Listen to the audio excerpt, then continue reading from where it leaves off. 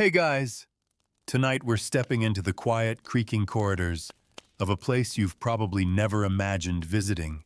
At bedtime, the Oneida Community of 19th century upstate New York.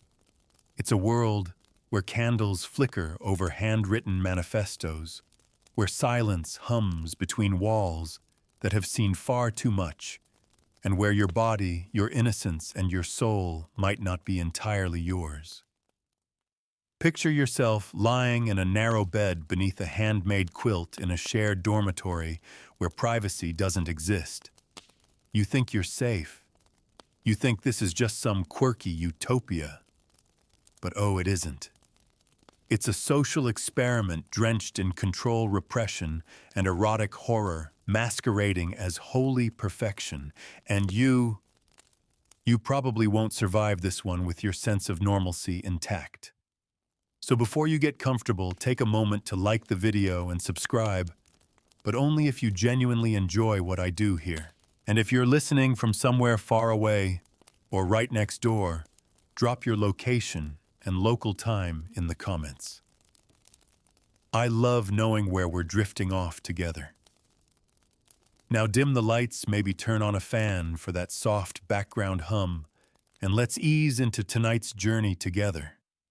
You're standing on the dew-drenched lawn of the mansion house. It's 1850-something, and it smells like lilacs, damp wool, and human sweat.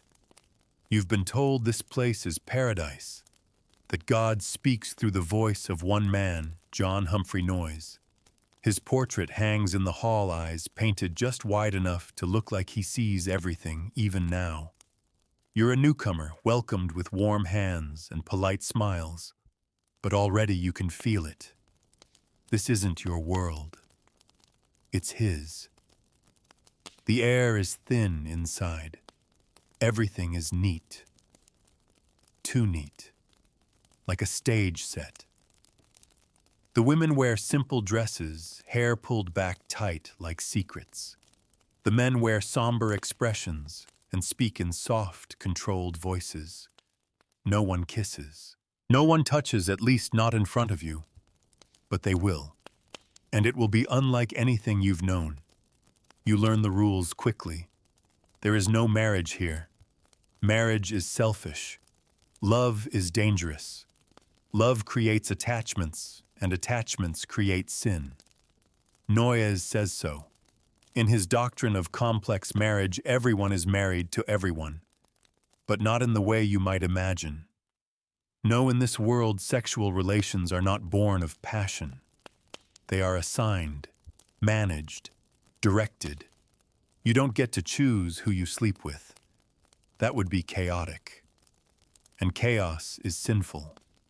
Every sexual encounter is a transaction logged in memory, balanced like a ledger.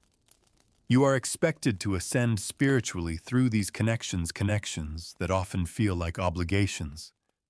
Young women are encouraged to approach older men, and young boys are trained quite literally by women decades their senior. Ascending fellowship, they call it. But you know better. It's grooming. You're told that the body is a vessel for divine experimentation. That orgasm is not the goal. In fact, men are taught to hold back ejaculation completely, something called male continence. This Noyes claims is the secret to perfect harmony. Men become stronger. Women don't get pregnant unless intended. And when they do, it's only because Noyes has approved it through his stirpiculture program, an early eugenics initiative where only the spiritually and genetically superior are allowed to reproduce. You want to laugh. You want to cry. But you're not allowed to react. Not here. The elders speak of freedom, but you feel the walls pressing in. Every choice you thought you had has been stripped away. You notice how the children don't belong to their parents. They're raised communally, kept away from emotional bonding. Mothers are discouraged from even nursing their own babies. Attachment is dangerous, remember? You start to realize that nothing in this place belongs to anyone. Not your bed. Not your time, not your body, especially not your body.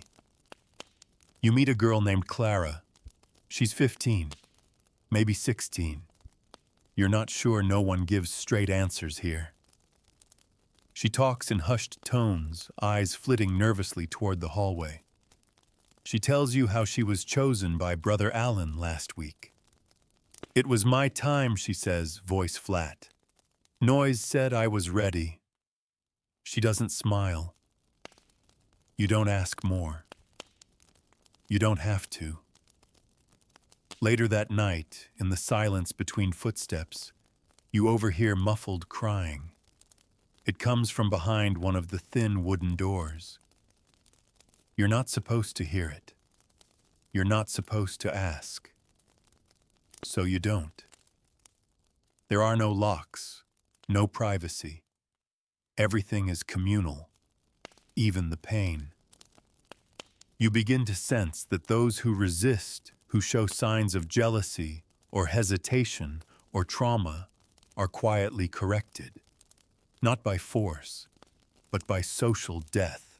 The community meets every evening for mutual criticism, a practice where individuals are called to stand before the group and be dissected. Your voice, your tone, your sexuality, your hesitation, nothing is off limits. You're told this process is purifying, but it feels more like slow psychological drowning. And Noise, he's untouchable. He doesn't just lead the community, he engineers it. He decides who sleeps with whom. He alone approves which men are suitable sexual partners. His own liaisons are never questioned. He is the father of many children, yet he bears no responsibility for them. He is God's agent on earth, or so he says, and no one dares to say otherwise. You sit in the dining hall surrounded by people who smile with hollow eyes. The food is plain. The conversation is controlled. And beneath the surface, you feel the quiet current of repression, of unwanted touches, of expected silence. It seeps into the floorboards, into the walls, into your skin. You want to scream, but you won't. You'll nod. You'll pretend to understand. You'll stay another day. Because in the Oneida community, you're no longer a person. You're an experiment, and you've only just begun. You wake the next morning to the sound of footsteps passing your room, soft slippers on polished wood, moving in a rhythm too synchronized to be coincidence. The sun hasn't yet broken over the trees, but the bell has already rung, signaling the day's first gathering. No one oversleeps here. Sloth is a moral failing. You dress quickly in your assigned garments, noticing how even clothing in the community is designed to erase difference, to flatten the self. No flashy buttons, no bright colors. You're not supposed to stand out. The dining hall is silent at first, filled with the soft clink of tin forks and wooden chairs. The same plain porridge as yesterday. You scan the room now, able to recognize more faces. There's Brother Jonas, who oversees the forge, Sister Abigail, who teaches the children. And at the far table, older men huddled like a tribunal, heads occasionally bowing in quiet conversation, elders trusted by Noise himself. You sit next to Clara again. She doesn't look up. She keeps her hands folded in her lap until it's time to eat. You catch a glimpse of her wrist, purple, bruised.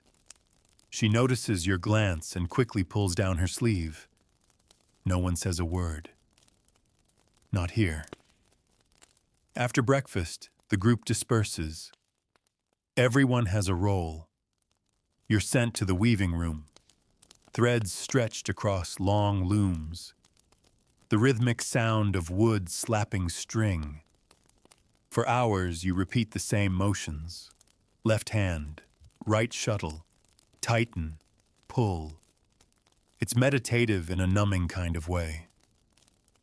You're not allowed to daydream. You're not allowed to ask questions that aren't practical. But questions claw at your mind anyway. You think of what Clara told you the night before, that she'd been chosen. You think of the strange terminology ascending fellowship complex, marriage male continence. Everything in Oneida is wrapped in euphemism as if softer words might dull the horror. But the horror doesn't dull, it sharpens. Around noon, you're called into the main parlor. Not alone. There are 6 of you new initiates carefully monitored since arrival. Noise isn't here, but one of his lieutenants is. Brother Nehemiah. Tall, soft-spoken, with eyes that smile even when his mouth doesn't. He begins to speak in what they call spiritual terms, but the meaning is unmistakable. You're being introduced to the inner mechanics of the system. He explains that sex in Oneida is not for pleasure, not for love, not even for personal desire. It is for growth, for discipline, and above all, for the collective good. You're told that your desires must be re-educated, that the natural human impulse toward pair bonding is an animal instinct, a lower function. Here, those urges are redirected toward the group. To want one person too much is considered selfish, possessive, even dangerous. So feelings are corrected through strategic intimacy with many. Assigned intimacy. You learn about initiation nights. Young boys, typically around age 14, are selected to begin their journey into sexual enlightenment, but not with girls their own age. That would be too emotionally unstable, too likely to form romantic attachments. Instead, older women, seasoned obedient, are selected to train them. The term spiritual mother is used as if the act has anything maternal about it. The truth is, these women are instructed to control the boy's emotions, to discourage emotional dependency, while performing acts that in any other world would be considered unthinkable. And it goes both ways. Young girls, too, are monitored as they mature. Once deemed physically ready, and the bar for that is shockingly low, they may be invited to share time with older men. Not publicly, of course. The community frames it as a gesture of spiritual guidance. But everyone knows what it means when a girl is called to take evening walk with a male elder. They will be seen emerging from one of the shared bedrooms hours later, quiet and changed. There is no consent here, only obedience. Noise's doctrine of male continence is presented as protection. Protection from pregnancy, from lust, from sin. But the reality is colder than that. Men are taught to penetrate but not climax, to control every muscle of their body during intercourse, to remain, in his words, master of the sexual act. But it's not just about control, it's about power. You hear stories of girls being critiqued afterward by their partners for reacting too emotionally. Too attached, they say. Too sentimental. Women are to be channels, not flames. You listen, you nod. You try not to recoil. But it's too late. The facts are seeping into your pores. That night you're summoned again, not to work, not to eat, but to the red parlor where evening discussions take place. Topics range from spiritual growth to economic strategy. But tonight, the subject is jealousy. A woman, Sister Eliza, is being publicly dissected. She confessed to feeling sorrow when her preferred partner spent time with another sister. Her voice shakes. She apologizes. The group takes turns pointing out her weakness. You must not grasp, says Brother Jonas. You must rise above personal emotion, says Sister Martha. You belong to all of us, says Brother Nehemiah. You watch Eliza shrink in her chair, eyes blinking quickly to stave off tears. This is what they call mutual criticism, a form of spiritual hygiene. But to you, it looks like psychological warfare. Later, you ask Clara about it. She shrugs. You get used to it, she says. The first time is the worst. Then you learn how to feel less. How to feel less. The words ring in your ears as you lie in your narrow bed again, staring at the wooden ceiling carved by hands you now fear. You try to imagine what it must be like to be born into this, to grow up believing this was normal, to be told that your sexual agency, your love, your body, even your grief is something to be managed, trimmed, rationed. There's a knock on the door. Not loud, just enough to catch your breath. You freeze. You've seen it happen already. You know what it could mean. An invitation or an order. You don't answer. You hold your breath until the footsteps retreat. And then you wonder. What happens to those who always say no? But you already know the answer. Morning arrives with a kind of mechanical precision. There's no sleeping in, no wandering mind.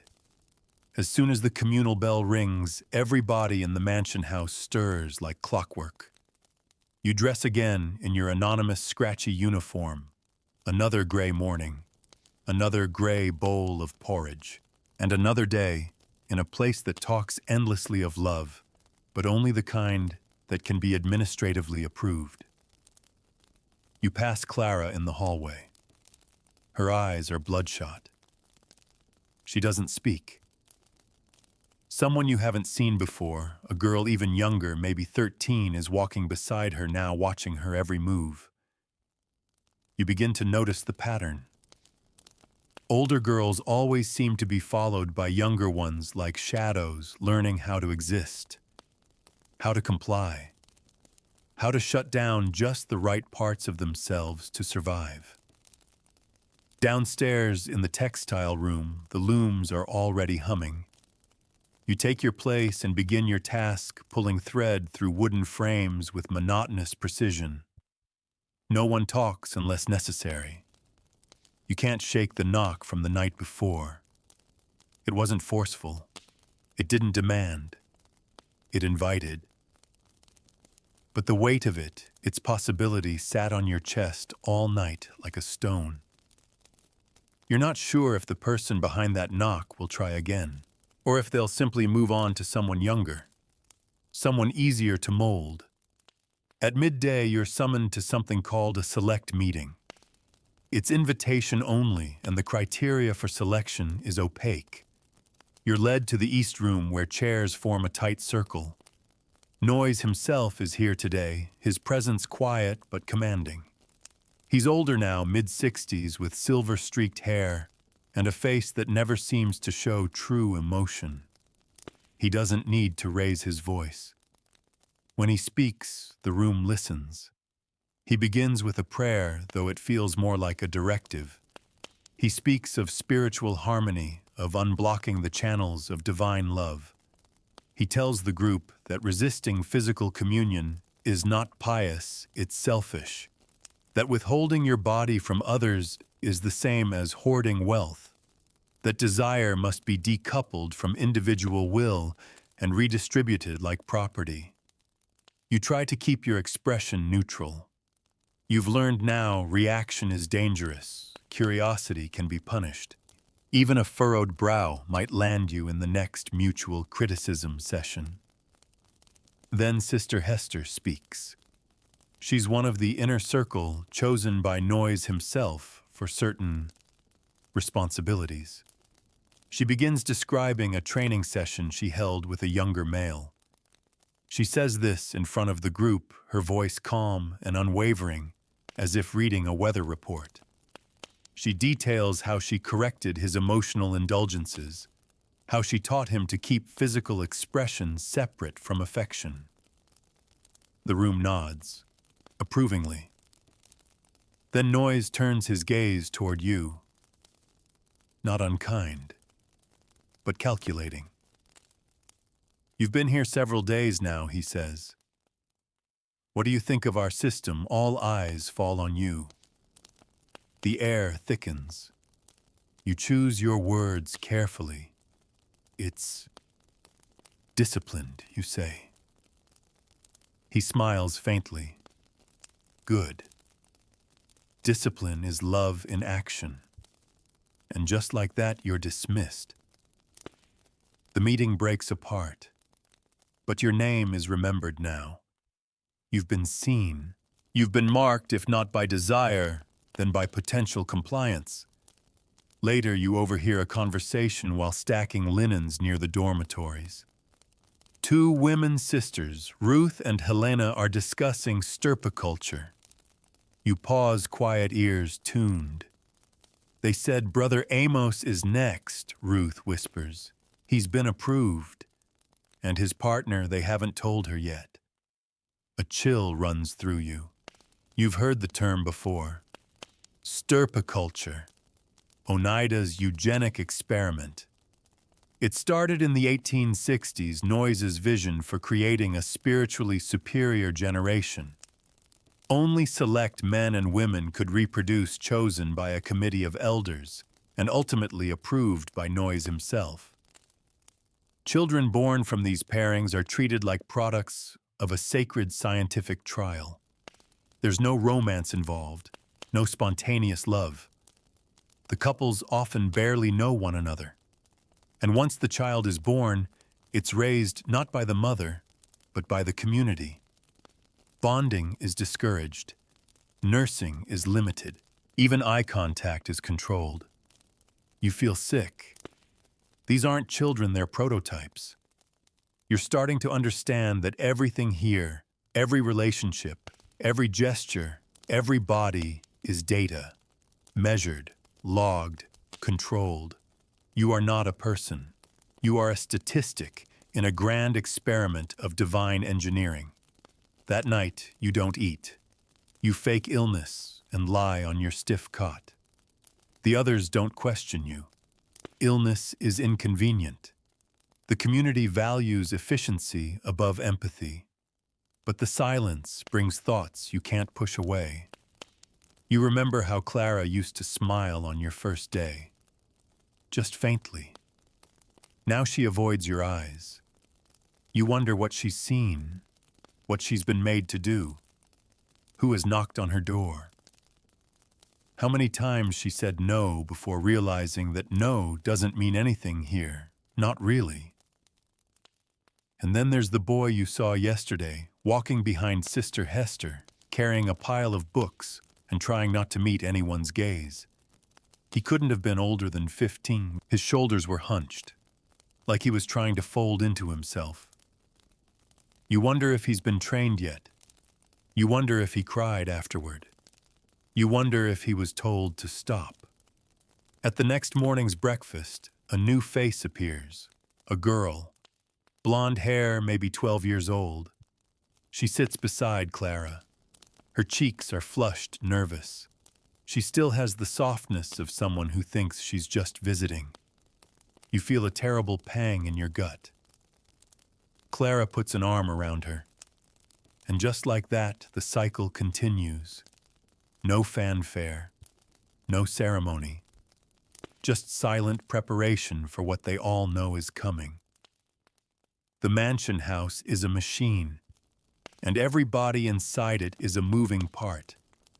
If one breaks down, another will take its place. As you clear your plate, you hear someone say your name. Not loudly, just enough for you to turn your head. Brother Nehemiah smiles at you. "Evening walk tonight," he says casually. "You've been selected, and that's it." Your stomach drops, but your face stays calm, because here at Oneida, panic is for the weak. And weakness is just another sin. You don't remember walking back to your room. Not really. You remember the way your feet felt like they weren't touching the floor. You remember the way the hallway curved at the end, just past the sewing room, where oil lamps burn low into the night. And you remember the phrase "you've been selected" spinning in your mind like a slow-turning wheel. You knew it would come eventually. Everyone who stays here long enough gets chosen. And tonight, it's your turn. You lie on the bed fully clothed. The scratchy wool blanket does nothing to soothe the skin, and the hard pillow feels like it's holding your head too high, as if your body doesn't belong here either. You count the seconds after sundown, listening to every creak of the floorboards, every distant door closing, every shuffle of slippers on wood. Clara doesn't come by tonight. She knows. She's probably been through this too many times to speak of it now. And even if she did, what would she say? It's not as bad if you breathe slowly, don't cry too loudly. When the knock finally comes, it's as gentle as before. Not forceful, not demanding, almost polite. The way a doctor knocks before walking into a room where you're naked and vulnerable. You open the door. Brother Nehemiah stands there with his usual half-smile and unreadable eyes. He says nothing, just gestures with a hand toward the hallway. You follow. You know where you're going before he leads you there. It's not the red parlor tonight. That's for discussions. This time he takes you to a side corridor where fewer lamps burn, and the air feels colder, denser, pressed in by the weight of expectation. He opens the door to a room you've never seen before. It's dimly lit, but clean. A single bed, a pitcher of water, and a folded towel. Everything placed with clinical exactness. This is for your instruction, he says softly. We must learn to give ourselves for the good of all. That's the highest love. You want to run, but where you want to scream. But who would hear you? You want to disappear. But there's no such magic here. He doesn't touch you at first. He speaks calmly about your role in the body of Christ, about how carnal desire must be tamed and rechanneled into something pure. He recites Noyes' words like a prayer. Male continence, mutual improvement, free love. He tells you how this system is built not on possession but surrender, and then he tells you to undress. You hesitate. He doesn't raise his voice. He simply waits. That might be the worst part. The patience of it. The silent presumption that you will obey. And when your hands move slowly, shamefully to the buttons of your shirt, he nods as if you've done something noble. The rest unfolds like a bad dream told in too much detail. He explains as he touches. He narrates as if you're a student in a science lab. You don't speak. You barely breathe. You focus on the wooden beam in the ceiling, following the grain of it like a lifeline. Your body obeys. Your mind fractures. You try to go numb. When it's over, he doesn't kiss you. There's no affection. He pours a cup of water and tells you you've done well, that the community needs more people like you, that next time will be easier. Next time. You return to your room silently. No one sees you. No one has to. They already know. You are part of the machinery now, initiated, reconfigured. The next morning, no one speaks to you differently. No one pulls you aside to ask how it felt. No one comments on your limp, or the way your hands shake when you carry a tray in the kitchen. It's as though nothing happened at all. And that's the most haunting part here. Horror doesn't scream. It whispers, then disappears into the wallpaper. At breakfast, you notice a subtle shift. People make space for you differently. You're no longer new. You're something else now. Trustworthy. Usable. Sister Hester gives you a small nod across the table. You don't return it. After the meal, you're reassigned to the nursery, a place that should, in theory, be safe. You walk into the child-rearing wing with a hollow kind of dread. The room is bright and soft, full of wooden toys. little chairs and half-finished quilts. A dozen children play on woven rugs, most of them under 6.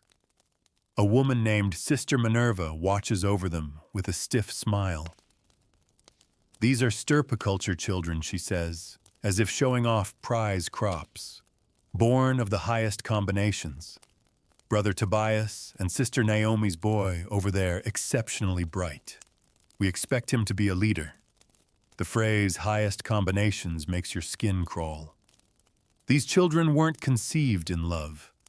They were assigned like tasks, evaluated before birth, raised without the warmth of a mother's hand or the reassurance of a father's laugh.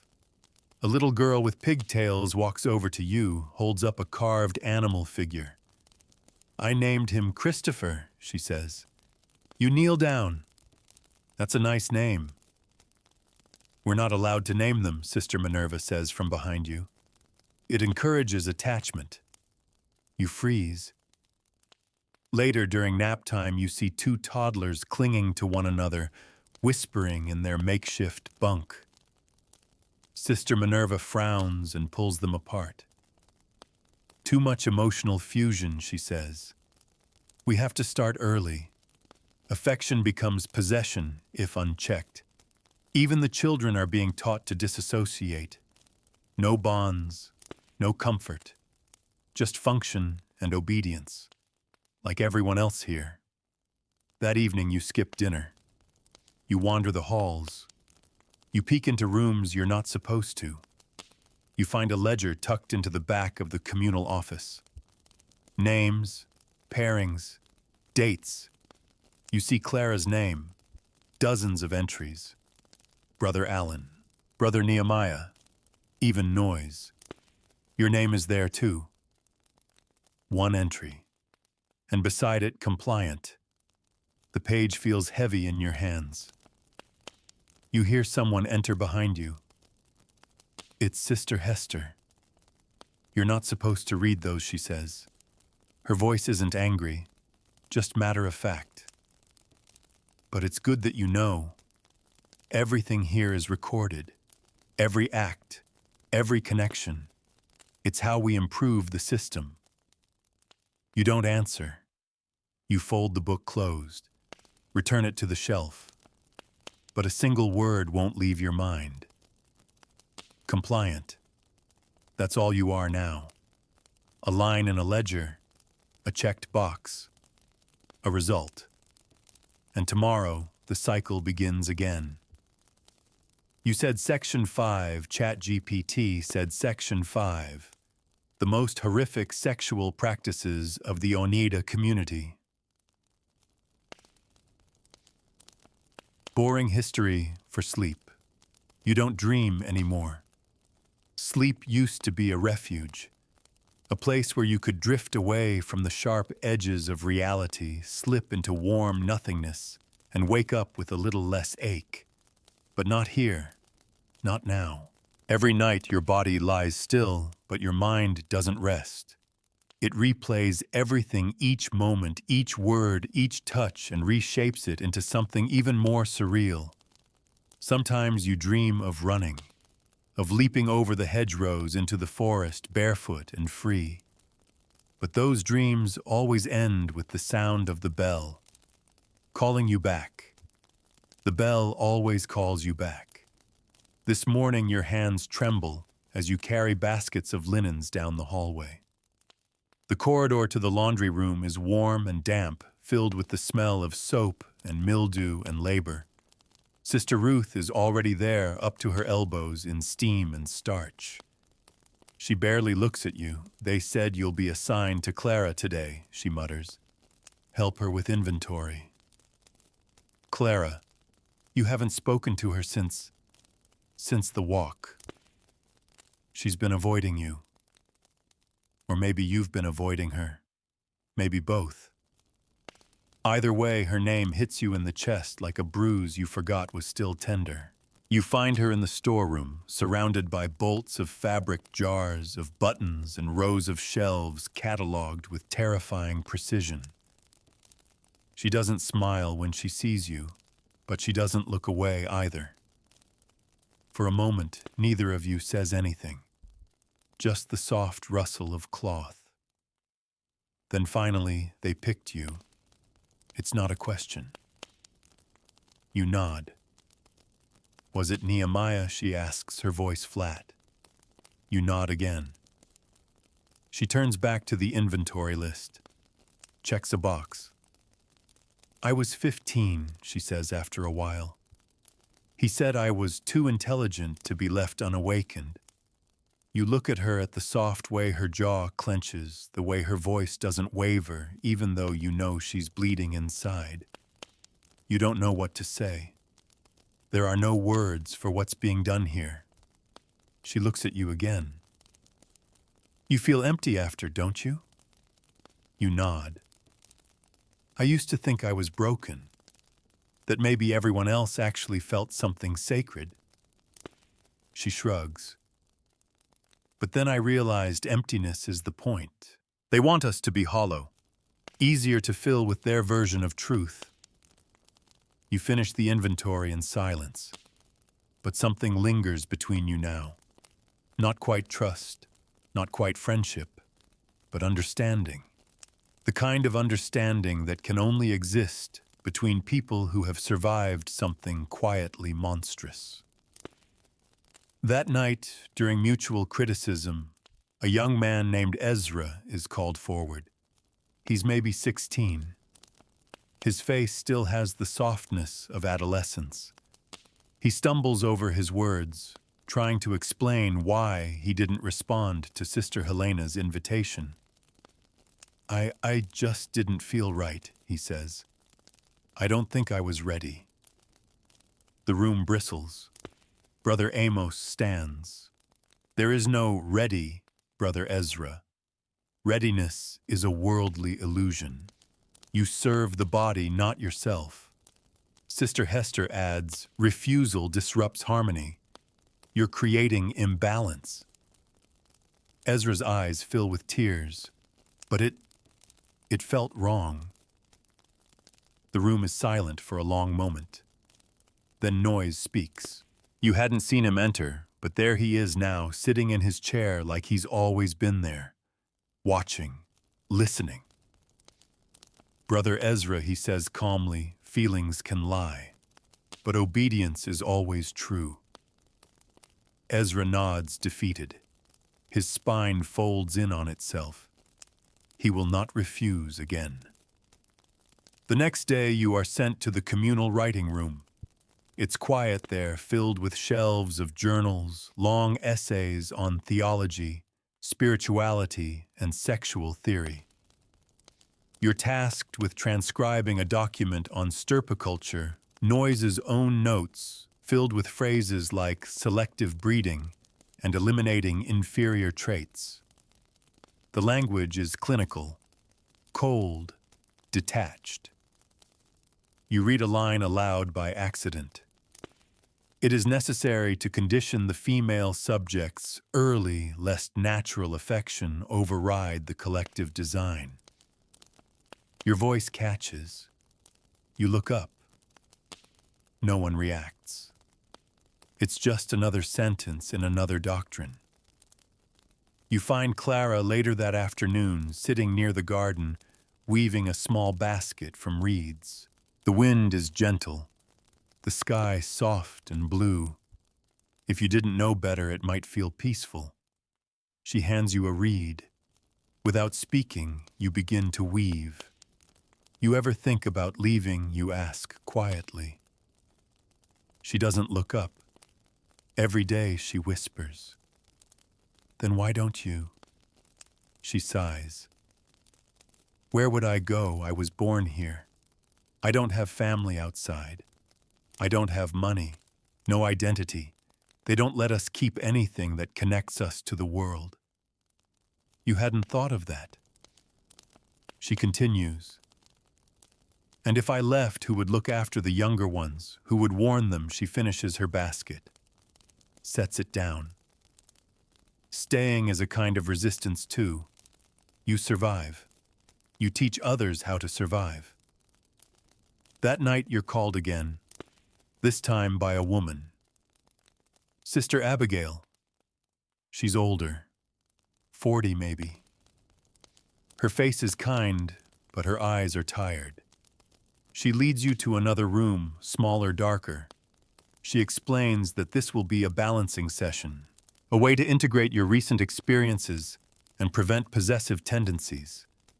She touches you gently, speaks to you kindly, but it's still a performance, still an assignment.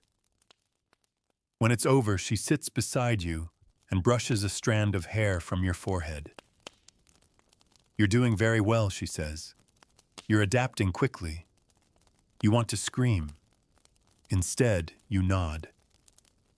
Back in your bed, you stare at the ceiling again, trying to piece together the fragments of who you used to be. You try to remember the sound of your mother's voice, the way the wind smelled in your childhood backyard, the taste of freedom. But the memories are fading now. The more you stay here, the more they slip away. Clara said staying is a kind of resistance, but it doesn't feel like resistance. It feels like drowning in silence. And the mansion house is very, very quiet. You said Section 6, ChatGPT said Section 6, the most horrific sexual practices of the Oneida community. Boring history for sleep. The days begin to blur. Each morning starts with the same bell, the same routine. Breakfast labor sessions rest. But nothing about this place ever truly rests. Even sleep is a kind of rehearsal, a quiet submission to the structure that owns your time, your thoughts, your body. You notice it in the others too, the way they speak in approved phrases, smile without feeling, walk like they're being watched even when alone. You wonder if it's fear that keeps them so still, or if the system has simply eroded them down into smooth, obedient shapes. You're folding linens in the laundry hall when you hear the whisper again. Selected. That word. It drops like a stone every time. You're not surprised anymore. You're not shocked. But you still feel it, the tightening in your chest, the metallic taste behind your teeth. This time, the chosen name isn't yours. It's Clara's. You watch her expression. She doesn't flinch. She nods politely, says, "Yes, Sister Ruth," and returns to her folding. Her hands don't even tremble. Later, when you're alone in the sewing alcove, she finds you. She closes the door softly behind her and sits beside you on the wooden bench. The candlelight casts shadows across her face. She looks older tonight, not in years, in weight. "It's noise," she says simply. You feel something heavy settle in your stomach. You've never seen him up close during a session, but you've heard whispers. Always whispers. Because no one dares speak of it out loud. To criticize him is to risk exile or worse, total erasure from the community's story. Clara lowers her voice. They say it's a blessing. To be called by him, a spiritual elevation. You shake your head. You don't believe that? No, she says quietly. But belief stopped mattering a long time ago. She stands to leave but pauses at the door. He only chooses girls he wants to break. And then she's gone. That night, you can't sleep. Your cot feels harder than usual. The air feels thicker.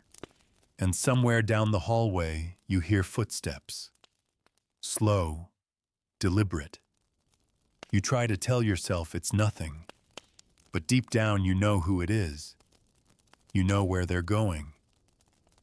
You lie awake until morning, staring at the ceiling again, wondering how many ceilings like this she's stared at too.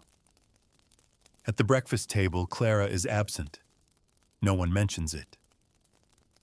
After the meal, you're reassigned to the greenhouse, a place you haven't seen before. It sits behind the mansion house framed by rows of trees and creeping ivy. Inside, it's warm and damp, filled with the sharp smell of soil and life. Brother Jonas meets you there. He's in his late 20s, tall, with rough hands, and a voice that rarely changes pitch. "You'll help me with propagation," he says. "Clippings, grafting, root trimming. Nothing too difficult." You nod. The day is slow, the work oddly calming.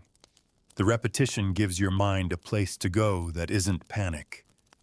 You watch how he handles the plants carefully, almost reverently, as if they matter more than people. "You're from outside," he says eventually. Not a question, a statement. You nod again. He doesn't ask where. He doesn't ask why you came. That's never allowed. The past is a forbidden language here. The world beyond the fences might as well be a myth. "You'll get used to it," he says. "The rhythm, the routine.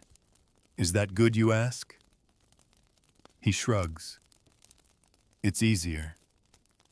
Silence stretches between you like mist between trees. Eventually, he picks up a pair of shears and begins trimming a vine that's grown too wild.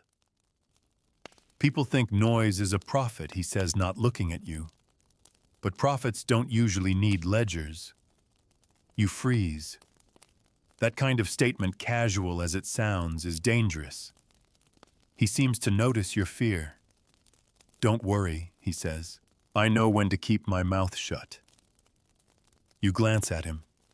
There's a faint smile on his face, but his eyes look tired. So tired.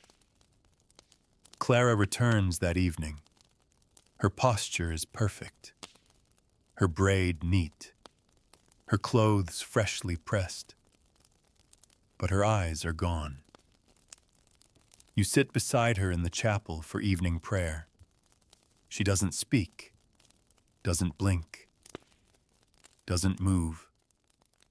She murmurs the hymns like she's reading a language she no longer understands.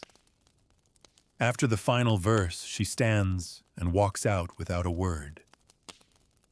You want to follow her, to say something, anything, but you don't. You're afraid of what she might say back. Days pass, or maybe they just repeat. The pattern of Oneida tightens around you like a vine, slow, quiet, inescapable. You learn the rules, when to speak, when to nod, when to pretend to agree. You begin keeping secrets, tiny ones at first, slipping a button into your pocket, not folding your blanket precisely, letting your thoughts wander during evening lectures. But each small rebellion feels like a breath of fresh air, even if you're the only one who knows it happened. And then one evening you find a scrap of paper beneath your cot. A single sentence. "There are others." That's all it says. You stare at it for a long time, heart pounding. You look around the room, empty, silent, still. You read it again. There are others. You hide it beneath your mattress. You don't sleep that night, but not because of fear. Because for the first time in weeks, you feel a flicker of something else. Something warm. Something dangerous. You keep the note hidden beneath the thin cotton batting of your mattress, wedged just above the wooden slats where even the most thorough of inspections might miss it. You've reread it so many times that the words feel like a chant now humming in your bones. There are others. There are others. It changes everything, that line. Before you thought survival meant obedience. Now you wonder if survival might mean something else entirely, something riskier, something braver. But with hope comes vigilance. You start watching everyone a little more closely. Who nods too quickly during mutual criticism? Who refuses to meet your eye during chapel? who winces when the name Noise is spoken aloud. And that's when you notice her. A woman named Lottie. She's quiet, mid-30s, almost invisible in the daily churn of the community. You remember seeing her before sweeping the West Corridor, serving stew at supper, tending to the books in the writing room. Always efficient, always bland. But once you look closer, you notice the small things, the way she tucks her sleeve just over her palm, as if to conceal something. The way her fingers tap rhythms on tabletops as she waits. Morse code, nerves, or something else. That afternoon, you pass her in the garden. No one else is around. Just a breeze and the buzz of bees above the clover. She glances at you, then down, then back again, and then she drops it. Another note, folded tightly, disguised as a scrap of seed inventory. You wait until you're alone to open it. We meet after lights out. West greenhouse. Third window. Tap twice. Your heart races, not from fear, from possibility. That night you lie awake, timing your breaths with the creaks of the settling house. You wait until the oil lamps dim, until the footsteps stop, until the hallways go still, and the soft wheeze of sleeping bodies fills the air like white noise. Then you move, barefoot, silent. The mansion house breathes around you, walls steeped in secrets. You pass the library, the empty parlor, the corridor with the crooked portrait of Noise that always watches you like it knows what you're doing. You slip out the back through the pantry entrance under a curtain of ivy that hides the latch. The greenhouse is darker at night, lit only by the moon that filters through the glass. Shadows stretch long and strange across the rows of plants. You move past the second window. Third. You tap. Once. Twice. There's silence. Then a hand appears on the inside, unlatching the pane. The window swings open. Lottie pulls you inside. You're not alone. Two others are there, a brother Jonas from the greenhouse and a girl you've never seen before. Young, pale, thin, maybe new. They don't speak at first. Just look at you like they're measuring the edges of your fear. Then Lottie whispers, "You read the note." You nod. Jonas leans in. Good. We're trying to build something. Not escape. Not yet. But something stronger. Something that makes this survivable. The girl speaks next. We collect stories, proof, records, anything that shows what they've done. Eventually we'll get it out. People outside will know. Your hands tremble. But how you whisper. Through traders, Lottie says. The ones who come in to exchange goods. Not often, but sometimes.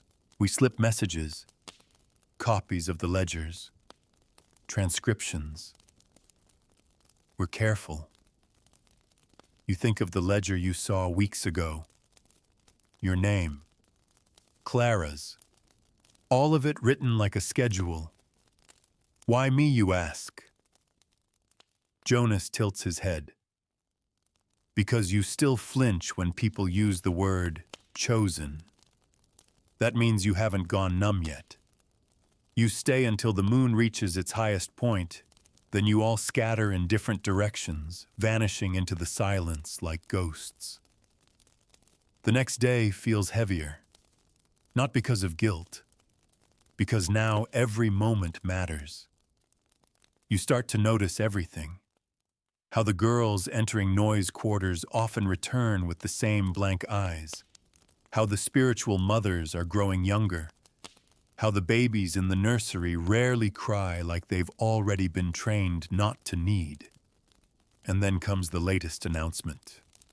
A holy designation. A child born through stirpiculture has been selected for public naming. A rare event. You gather in the communal hall along with everyone else. The baby, barely a year old, is held aloft by Sister Naomi, while Noise himself stands beside her beaming. From the blessed union of Brother Micah and Sister Naomi, he says, comes one of our future leaders.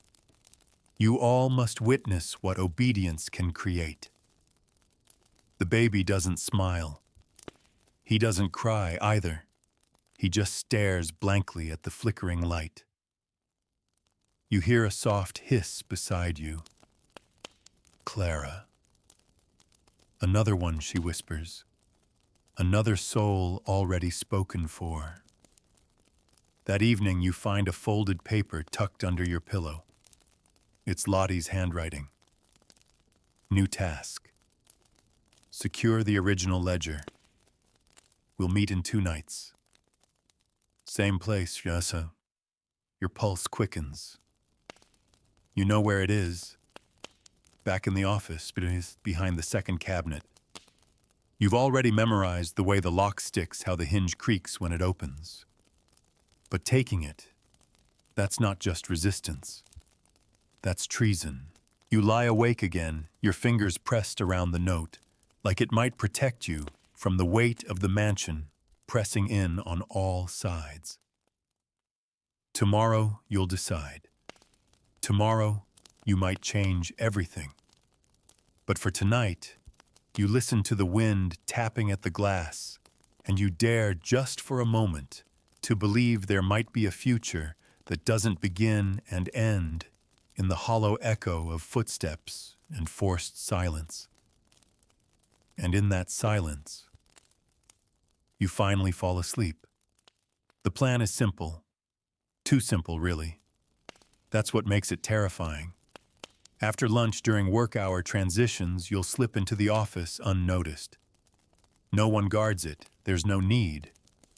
Trust is the currency here, or rather, the illusion of it. The real protection is fear. The knowledge that even a sideways glance can land you in a public shaming session. That the wrong movement, the wrong whisper, the wrong page read too long can mark you as disloyal. But today you'll break that unspoken code. Because today you're going after the ledger. You spend the morning winding thread in the sewing room, watching the clock tick with maddening slowness. Clara is beside you. She knows. She doesn't speak, but her hand brushes yours at one point just briefly, and in that moment, there's more than comfort. There's agreement. We're doing this. At 12:40 p.m., the lunch bell rings. You join the others in the hall carrying your tray like any other day. Porridge, bread, stewed carrots. You sit at your usual table, but only long enough to be seen. Then, as Sister Abigail bends to adjust a younger girl's collar, you slip out the side door. Through the corridor, past the eastern stairwell, past the portrait of Noise, the same one that never stops watching. You reach the office door. It's unlocked. Of course it is. You slide inside and shut it behind you. The silence is too loud here, filled only by the soft ticking of a grandfather clock and the distant hum of chores. You move quickly. Second cabinet. Bottom drawer. The ledgers are there, bound in faded leather, labeled by year. You already know the one you need, last year's. The one that includes you. Clara. Lottie. The girl you met only once with tearful eyes. You lift the book, heavy, full of names. You don't take it. That would be noticed. Instead, you pull from your pocket a small bookbinding knife borrowed from the writing room. You kneel and open the ledger flat on the floor. Carefully, you begin slicing the thread at the center of the spine, just enough to remove the first 10 pages, enough to prove what this place really is. You slide the pages into your satchel, replace the ledger, realign the stack. Then you leave, quietly, quickly, without looking back. The rest of the day stretches like a wire pulled taut. You return to your work as if nothing has changed, but inside your skin, everything feels too tight. Every laugh feels loaded, every step too loud. You expect someone to call your name, to demand your bag, to ask what you've done. But no one does. Dinner comes and goes. You barely taste it. Clara is silent too. Her hand brushes yours again. This time it lingers. After lights out, you move like water through the shadows, back through the pantry door, back through the ivy, back to the greenhouse. Lottie is already there. So is Jonas. And the girl, her name is Mira, you learn now. You pull the pages from your satchel and lay them on the workbench. Lottie's eyes widen. Jonas exhales. Page 17, you whisper. Clara's name. Repeated 7 times in 2 months. Nehemiah, Noise, Amos, Hester. You point. Here. Emotional instability noted. And another entry. Pregnancy discouraged. Reassigned to secondary sexual guidance. The words make your stomach churn. You knew what was happening. But seeing it in ink, cold and mechanical, makes it more real than anything else ever has.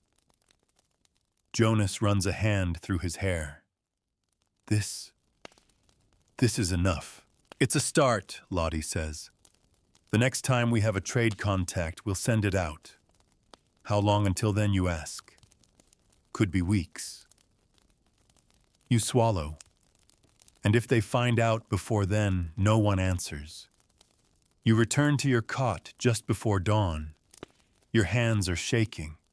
You keep your satchel clutched to your chest like it might anchor you. But there's no sleep. There's only waiting. At breakfast, the tension is palpable. Sister Ruth frowns more than usual. Brother Nehemiah scans the room with too much interest. Noise himself isn't present, but his absence feels pointed. And then mid-meal a voice calls out, "Brother Jonas, please rise." It's Sister Hester. He stands. Calm. You're requested in the main parlor. Now. He doesn't speak, doesn't flinch, just walks slowly between the tables and out the door. You and Lottie exchange a glance. Something's wrong. Something is very, very wrong. The rest of the day is a blur. Jonas doesn't return. No one speaks his name. No one explains. By evening, his absence is official. Brother Jonas has requested a period of solitary meditation. Nehemiah says, voice even. We will support him in his search for deeper clarity. You know it's a lie. They know, or at least they suspect. And now it's only a matter of time. Clara finds you in the garden. We have to move faster, she whispers. Get the pages out. You shake your head. We have no trade contact yet. Then we find one. You stare at the sky, overcast, heavy. The storm hasn't broken yet, but it's coming. You can feel it in the air.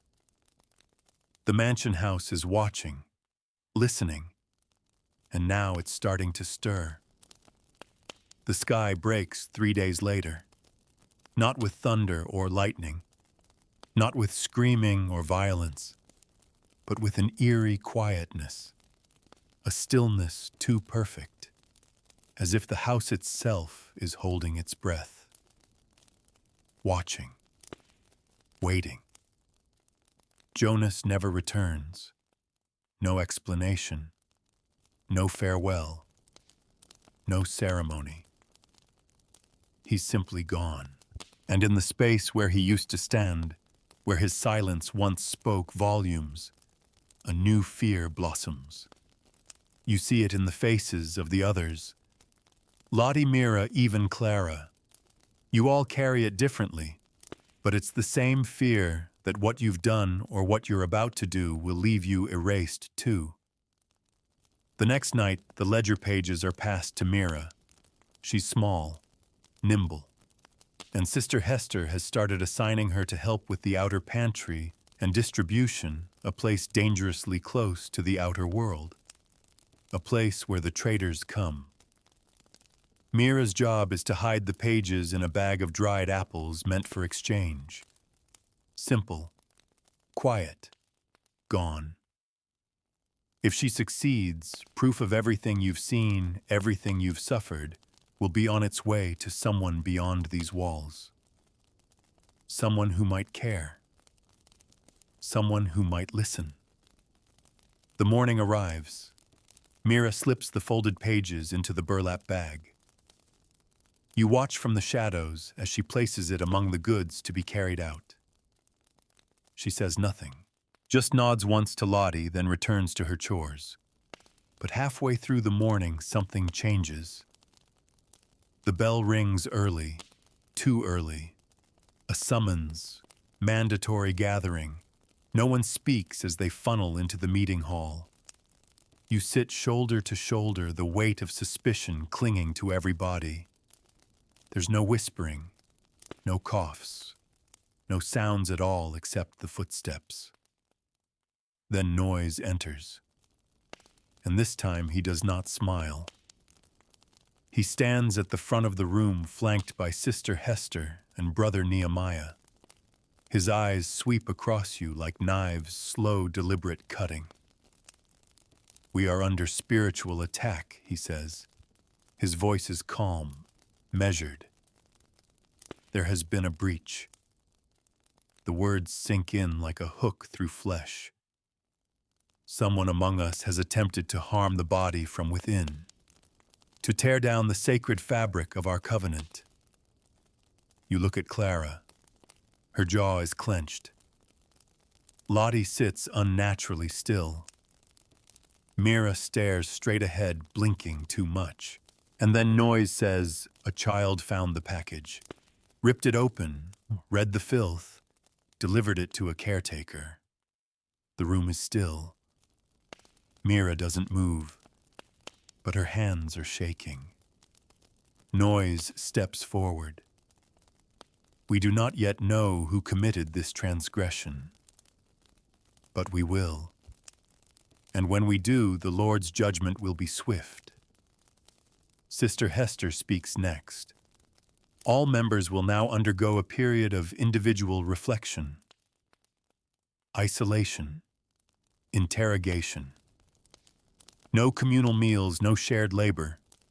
You feel the room contract around you, every movement a threat. They know, or they're very close to knowing. Over the next 2 days, the mansion house changes. Doors are locked. Assignments are scrambled. Every conversation is watched. The dining hall is closed. Meals are delivered to your rooms, one tray at a time. No evening walks. No fellowship. Just separation. Solitude. Control. Mira disappears. You ask once carefully, quietly, but are told she's in spiritual restoration.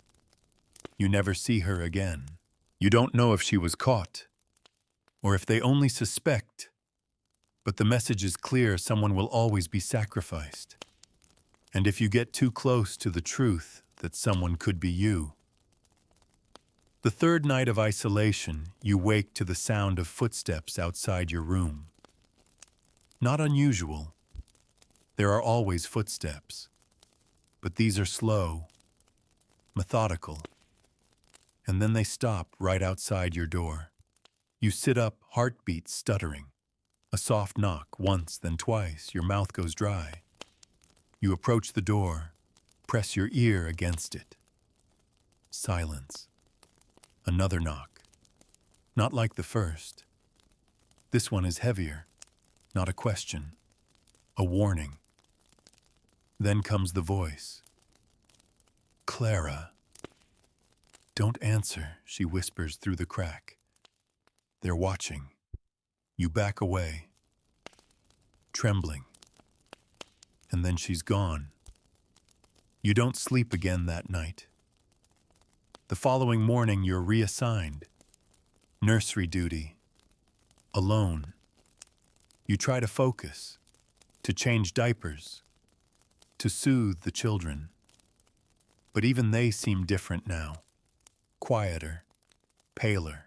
As if the house is leaching color from everything. You find a child, Lana barely 2, hiding behind a cabinet, holding her rag doll tightly. What's wrong, you ask gently. She shakes her head, points to the hallway.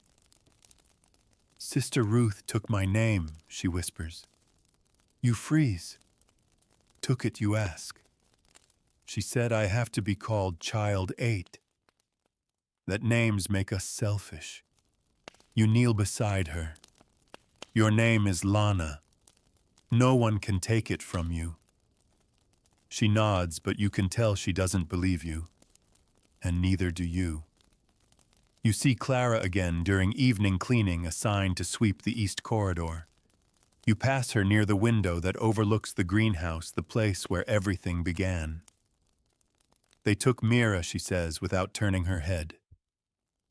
You nod. They think it was her alone.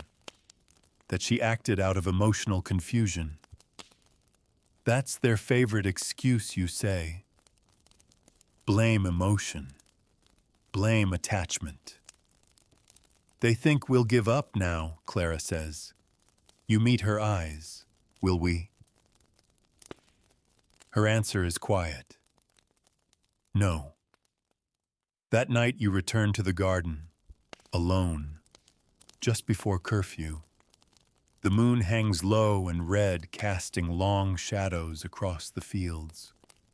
You kneel beside the rose bushes, dig gently at the base of one, and there in the soft dirt, you bury the last copy of the ledger page you'd hidden for yourself, wrapped in wax paper. Sealed tight. You don't know who will find it, or when, but someone will, someday. Because this story isn't just yours. It belongs to every name in that book, and some truths, no matter how long they sleep underground, refuse to stay buried forever. The morning after the garden burial, the mansion house feels heavier than ever. Not just with silence, but with a kind of dread that sinks into your bones. The kind of dread that tells you something is coming. You just don't know what shape it will take. Breakfast is back to normal, or at least the performance of normalcy. The communal dining hall is reopened, but the seats are rearranged. The room is organized like a chessboard. Now every body carefully spaced, every group split across the room. Control, you realize, has shifted tactics. They no longer isolate individuals. They isolate patterns, separate people who might be conspiring, spread out risk. Clara sits 3 tables away from you. Lottie is nowhere to be seen. Sister Hester stands near the entrance the entire time, hands folded, gaze locked on the crowd, like a shepherd watching over a pen of frightened sheep. Brother Nehemiah walks among the tables, pausing here and there to rest a hand on someone's shoulder or lean in for a quiet comment. You don't know what he's saying. You don't want to know. You eat in silence. Not because you're hungry, but because it's expected. As you finish, Sister Ruth approaches your table.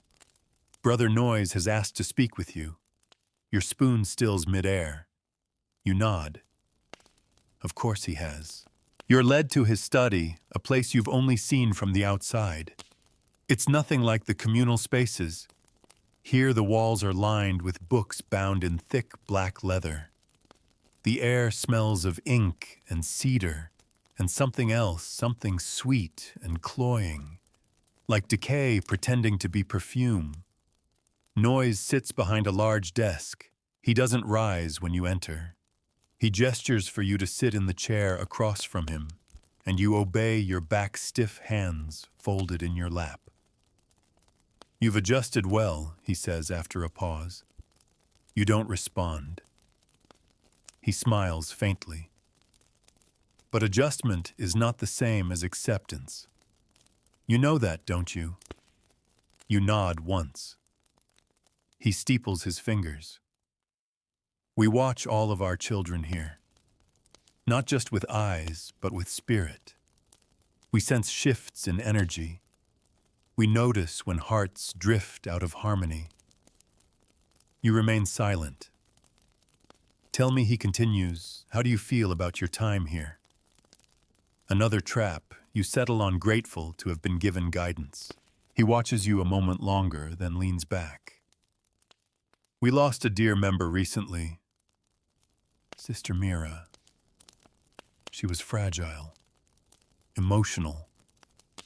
Her intentions may have been pure, but her methods, her misunderstandings were harmful. We have to be careful about what energy we allow to fester. There it is, the warning beneath the words. He's not asking questions. He's delivering a message. You are being watched.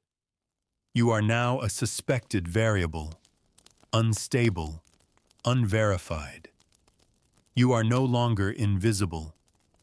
He offers you a slice of apple before dismissing you. You decline. Outside, the sky is gray. You walk slowly back to your quarters, your footsteps echoing off the walls, as if the house itself is repeating every step, logging them, filing them under compliance pending. That evening, the community gathers for a special lecture. Sister Hester stands at the podium. We must revisit the principles of sexual communism, she says, voice sharp and unwavering. There has been confusion, misinterpretation, even misuse. She speaks of ascending fellowship again, how it is not indulgence, but service. She warns against emotional monopolies, the sin of preference, the disease of romantic affection. Then she introduces a new directive. The council has approved a structured schedule of rotational intimacy, she announces. Partners will now be assigned weekly and reviewed monthly. This will ensure harmony. The room does not react. It never does. You're handed your assignment slip that evening, folded in half. Your name on one side, a name on the other. Brother Amos. You've never spoken more than 3 words to him. Clara's assignment is Nehemiah. You find her that night, sitting by the greenhouse with her knees pulled to her chest. I won't go, she says quietly. You sit beside her. If you don't, you whisper, they'll send you away. She nods. Maybe that's better. You shake your head. If they send you away, we never see you again. You both know what that means. Exile is the community's quietest punishment. You're never told what it involves. No goodbyes. No explanations. People just vanish, and no one dares ask. So you sit together in the shadows, the cool air brushing over your skin, and you pretend just for a moment that you're not inside a house that feeds on obedience. The next night, you do as you're told. You meet Brother Amos in the designated room. He's polite, quiet, mechanical. He does not ask questions. He does not look at your face. He simply performs his role. And when it's over, he thanks you. Thanks you, as if any of this is a gift. You leave feeling like a glove turned inside out, exposed, empty, and damp with something you don't want to name. Back in your room, you find a note under your pillow. Not Lottie's handwriting. A new one. They know about the burial. Be careful. Your stomach knots. You dig under your cot, check the secret space. It's undisturbed.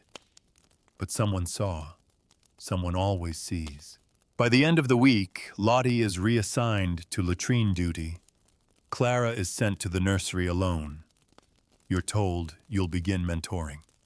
New arrivals need guidance, they say. Your experience is useful now. You want to scream. But instead, you nod. You are becoming them, piece by piece. They are reshaping you like clay, smoothing the cracks, sanding away the defiance. And yet, you still feel something flickering inside you. Some small, defiant thing that refuses to die. You hold on to it, because you have no idea how much longer it has left. The girl you're assigned to mentor is named Eleanor.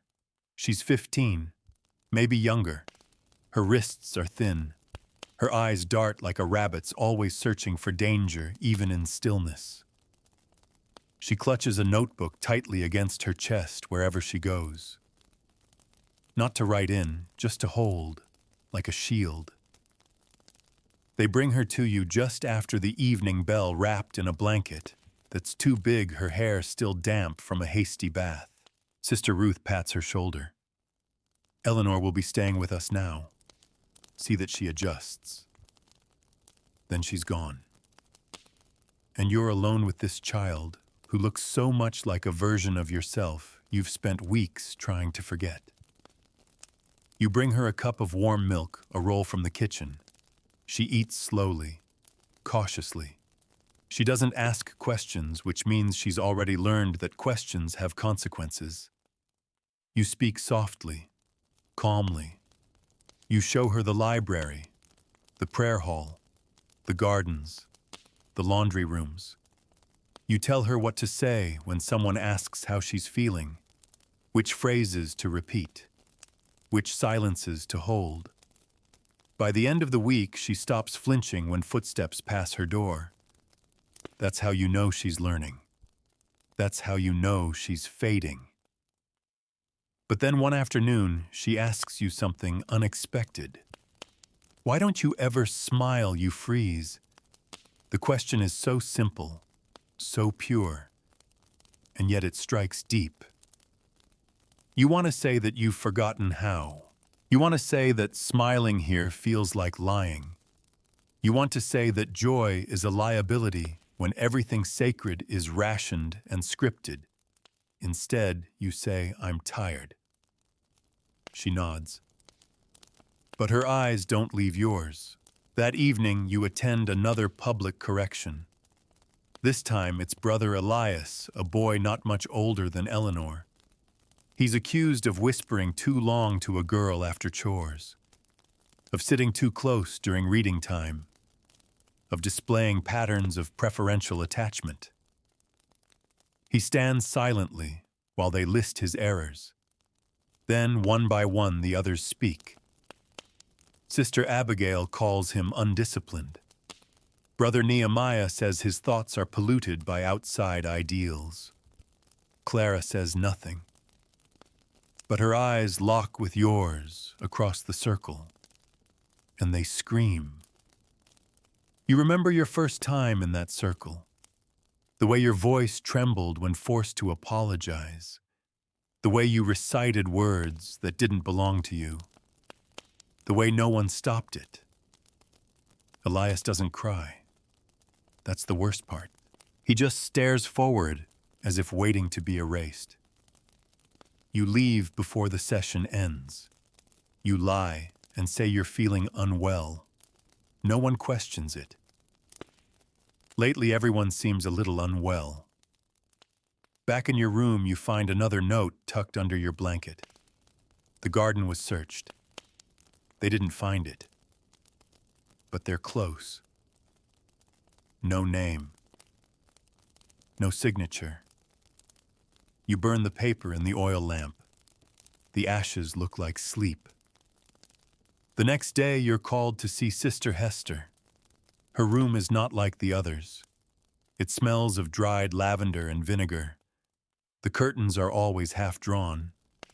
She offers you tea, but you decline. She studies you with a look that feels like peeling paint off a wall. You've come a long way, she says.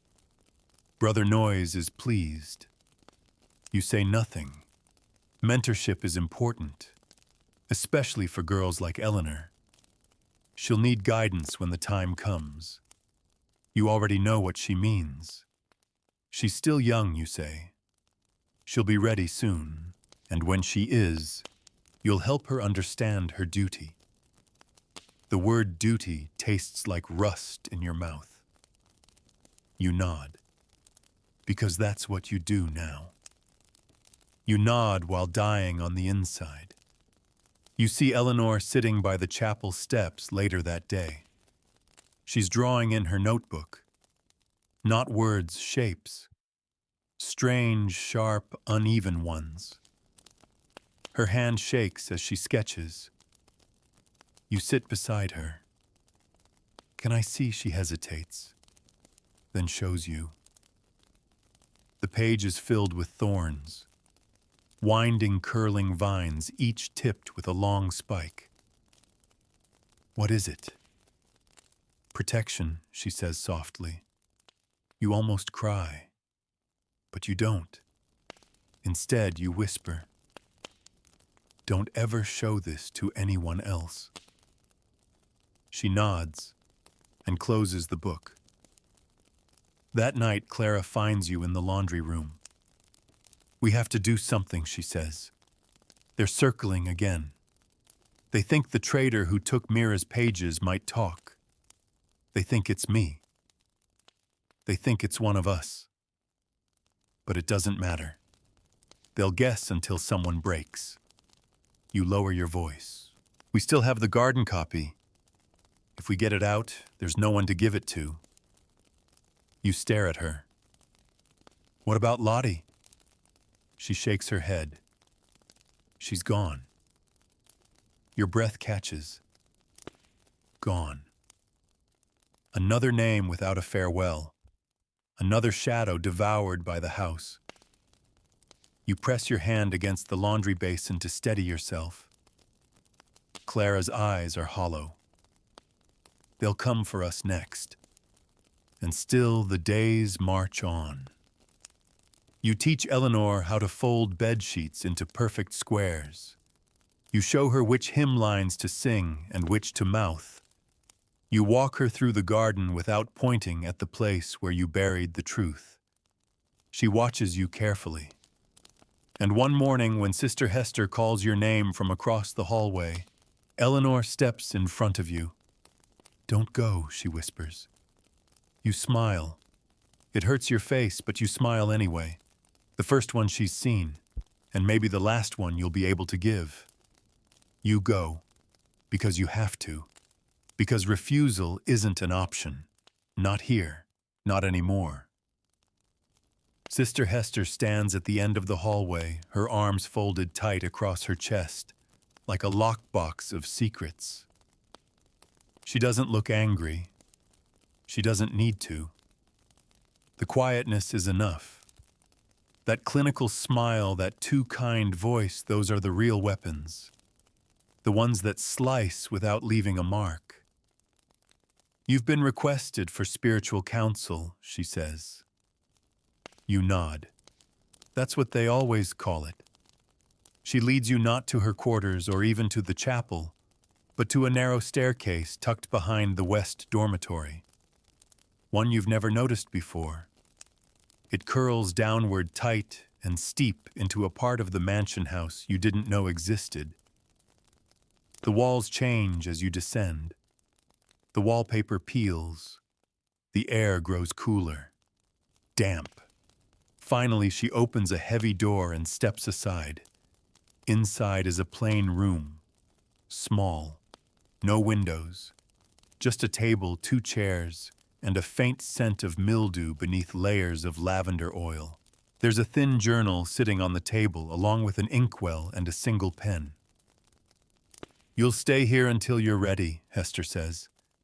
To be honest, she doesn't explain what that means. She doesn't have to. The door closes behind you with a dull click, and then you're alone. At first, it's easy to pretend this is just a waiting room, that someone will come by with a tray of food and an apology, that this is some kind of misunderstanding. But hours pass. No one comes. The journal stares at you from across the table. Eventually, hunger and silence conspire to wear you down. You walk to the journal and open it. Inside is a single prompt written at the top of the first page. Describe your acts of disloyalty. Detail motivations. Identify all others involved. You close the journal and sit and wait. On the second day, if it is a second day, time here doesn't move in straight lines anymore. You hear footsteps.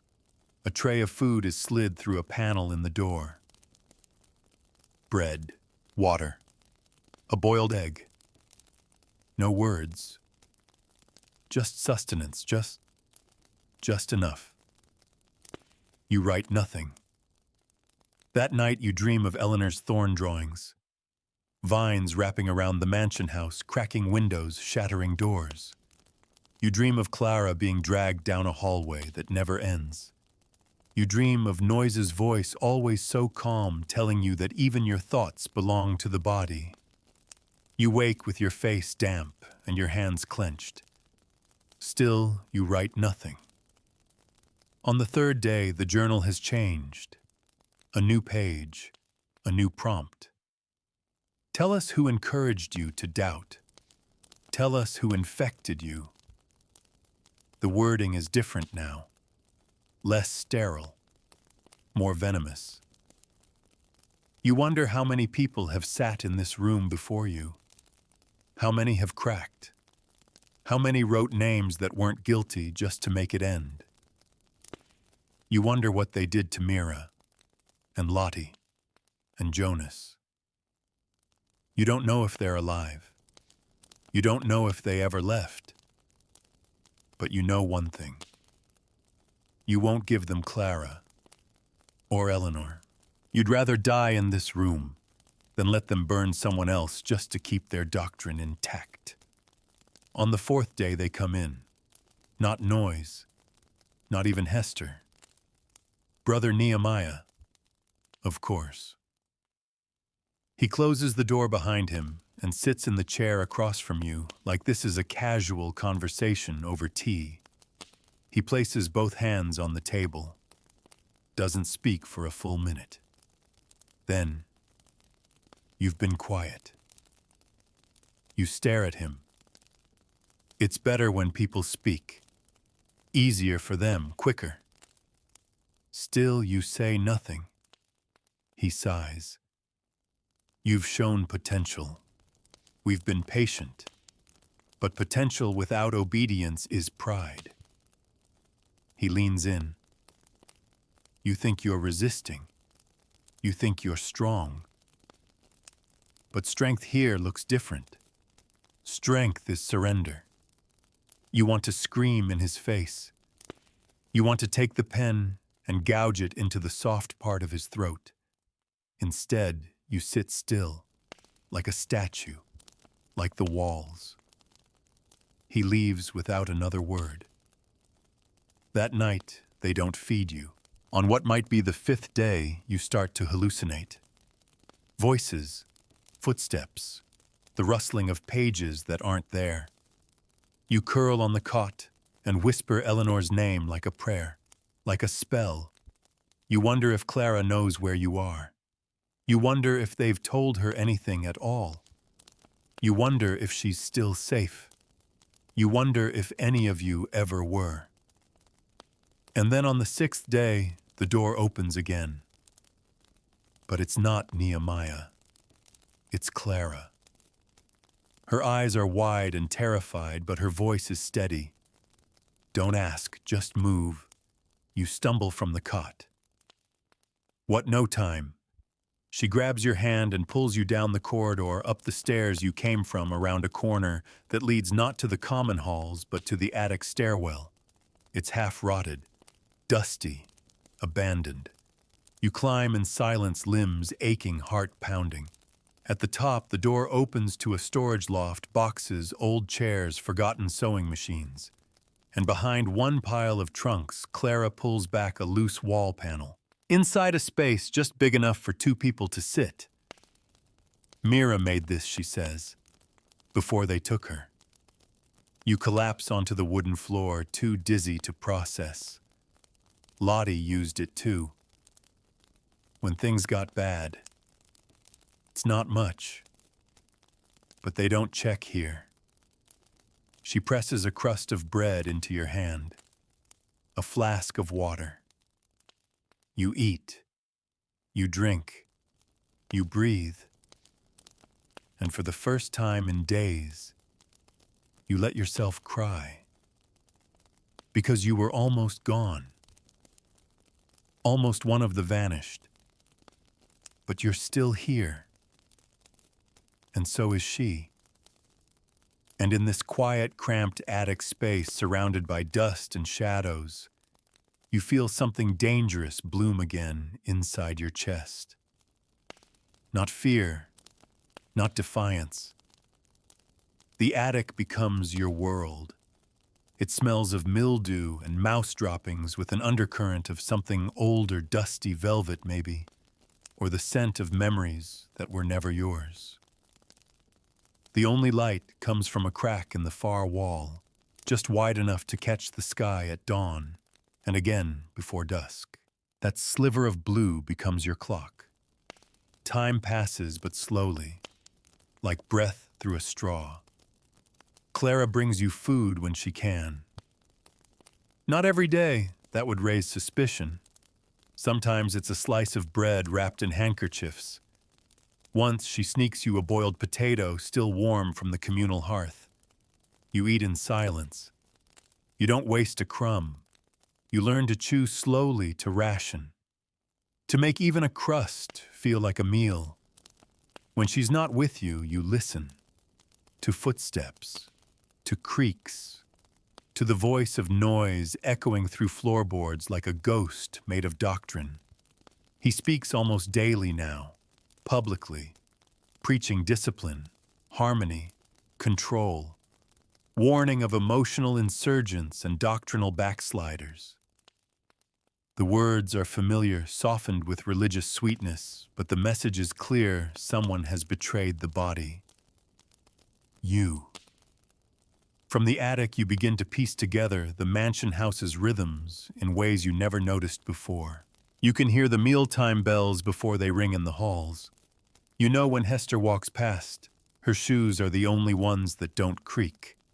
You can tell who's sweeping by the drag of their broom. You even begin to identify Clara's knock, 3 soft taps in rhythm, then silence.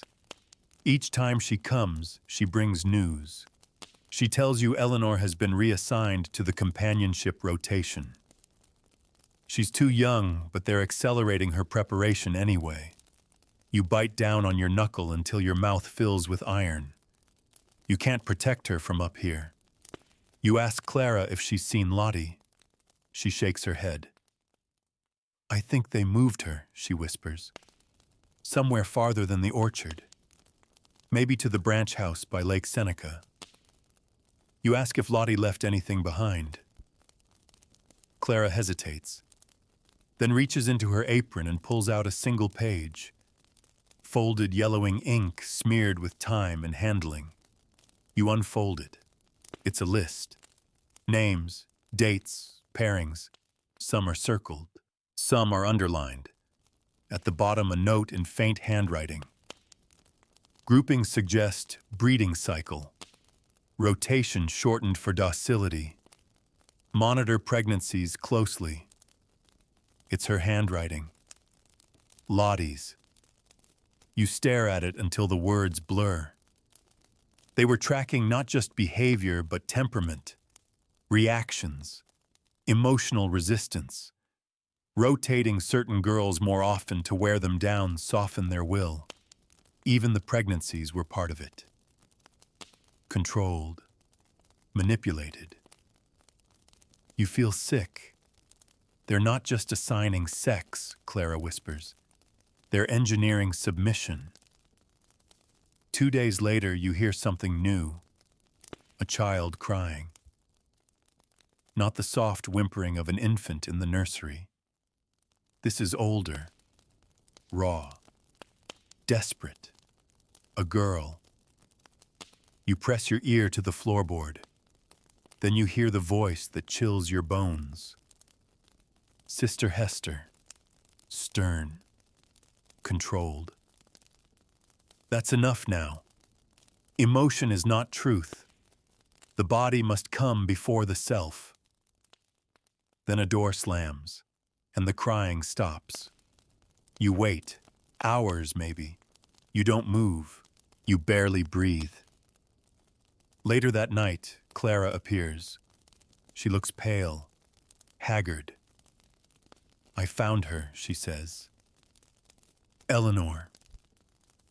She nods. They took her to Nehemiah. The world tilts. You lean against the wall and press your eyes shut. She fought back, Clara says.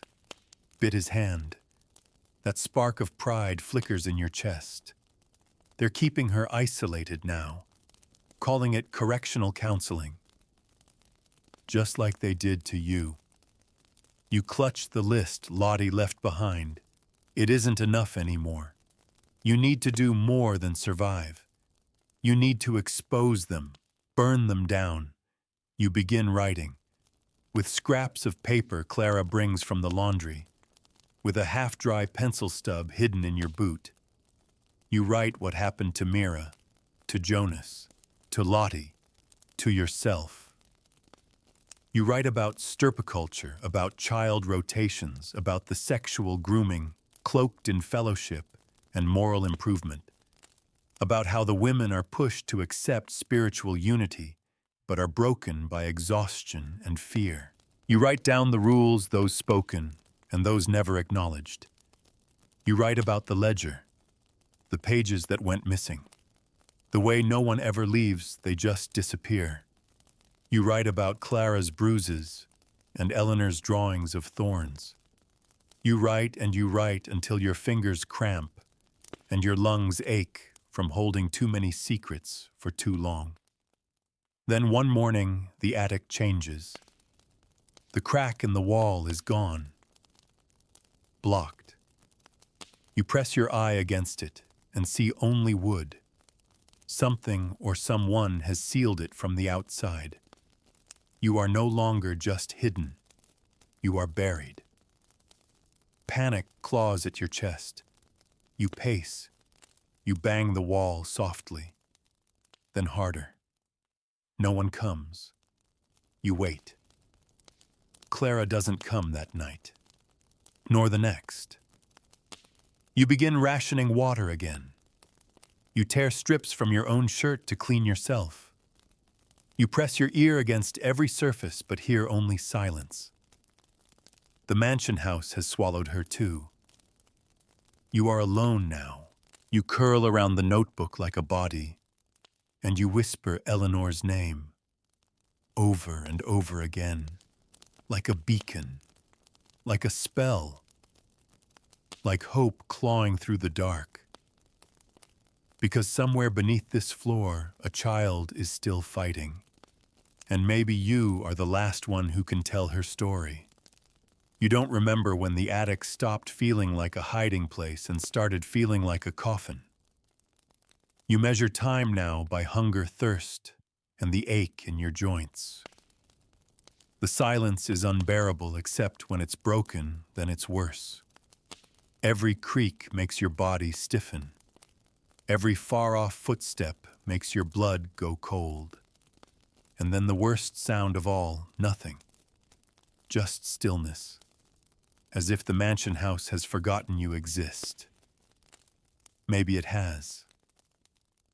You whisper to yourself now just to feel something. Just to remember you have a voice. You recite the names you've written. Mira, Jonas, Lottie, Clara, Eleanor. Again and again. Sometimes you whisper your own name too, though it feels foreign now. You say it like a question. Like a word someone else used to call you before all this began, and you keep writing. The pencil is nearly gone. You sharpen it with the blade of a pin you found embedded in the floorboards. You fill the back of every scrap of fabric you can tear from your bedding. You scrawl words onto the edges of old hymn pages, the blank backs of shipping manifests. It doesn't matter how only that it's recorded.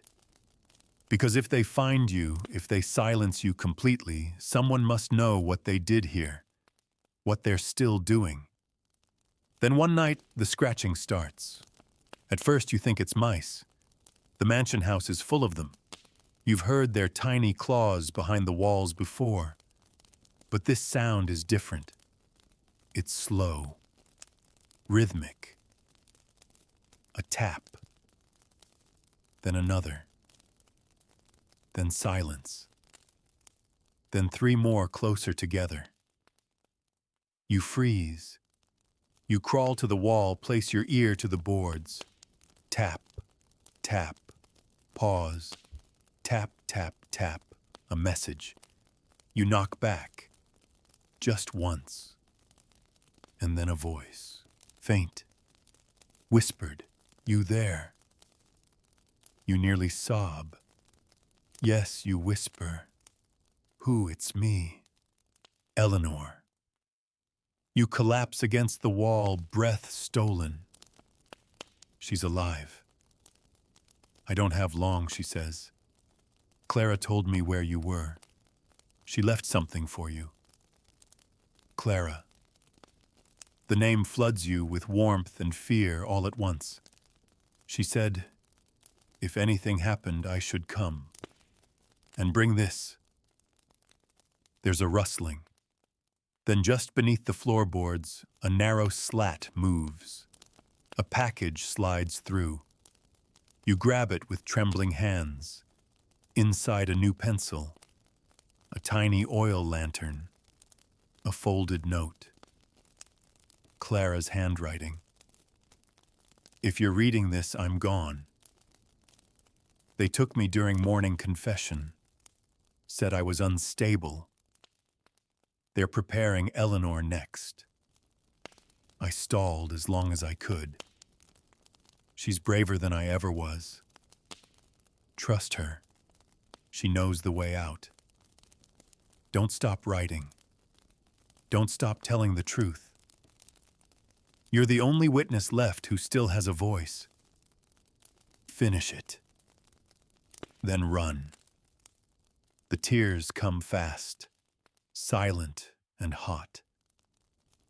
Clara is gone, and she knew it would happen. She gave you everything she could before they erased her. Eleanor keeps talking from behind the wall. Her voice is hushed but steady. "I'm supposed to enter rotation next week," she says. "They told me I'm ready, but I'm not. I'm not ready. I'll never be ready."